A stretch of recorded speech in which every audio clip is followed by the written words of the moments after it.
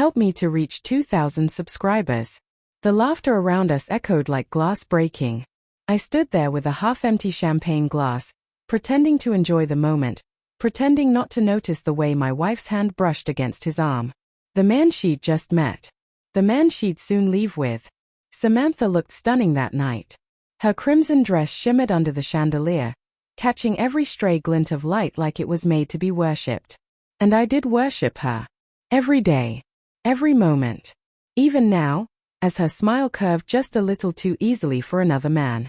The host, a slick, cigar-smoking real estate mogul named Patrick, had invited us to his party in the hills. I thought it was to celebrate his new investment. I didn't realize it was to show me my place. Your wife's quite the charmer, Patrick said, leaning close. His breath reeked of whiskey and arrogance. She's got the kind of presence money can't buy, unless she's for sale.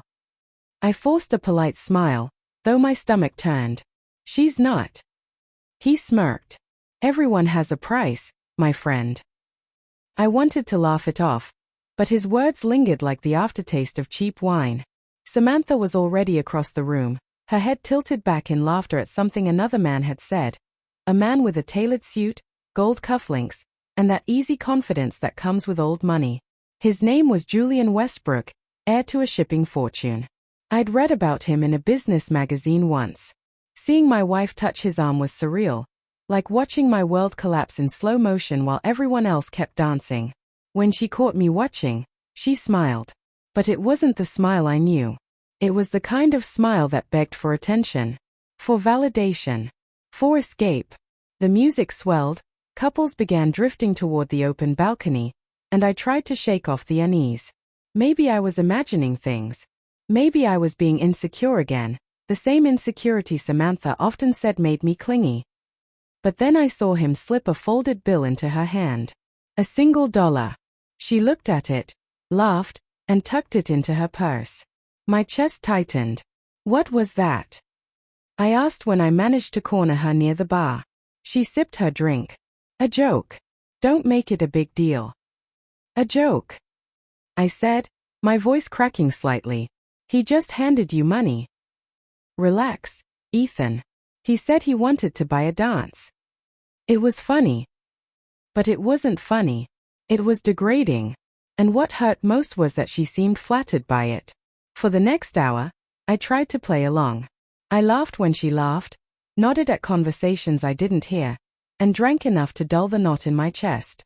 But when the party began to thin out, and the moon hung heavy over the hills, she leaned toward me and whispered, I'm going to head out with Julian. He's showing me his car. I blinked, unsure I'd heard right. You're what? She gave me that condescending look I'd come to hate. Don't be dramatic. It's just a drive. He wants to talk about a charity project. At midnight. Ethan, please, she said, rolling her eyes. You're embarrassing yourself. I could feel the pitying gazes of the other guests. The whispers. The invisible line between those who had and those who didn't. Samantha crossed that line without hesitation.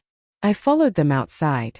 Julian's silver Aston Martin gleamed under the moonlight. He held the door open for her like she was royalty. She glanced back at me once, as if deciding whether to feel guilty, then climbed in. Before getting behind the wheel, Julian reached into his pocket, pulled out another $1, and tossed it at my feet. For your troubles, he said, smirking. The bill fluttered onto the gravel. I didn't pick it up. I didn't move. I just watched the taillights disappear down the winding road, the night swallowing their laughter.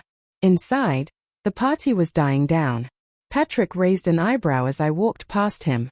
Guess she found her price after all. I left without replying. The drive home was a blur. My hands trembled on the steering wheel.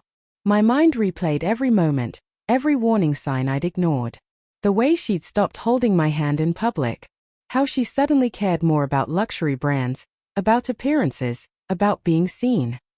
When I got home, her perfume still lingered in the air. A sweet, expensive scent that mocked me. I sat on the couch and waited, my eyes fixed on the clock. 2 hours passed. Then 3. I sent one text. Are you safe? No reply. At dawn, I heard the front door creak open. She stepped in barefoot, heels in hand, her hair slightly messy.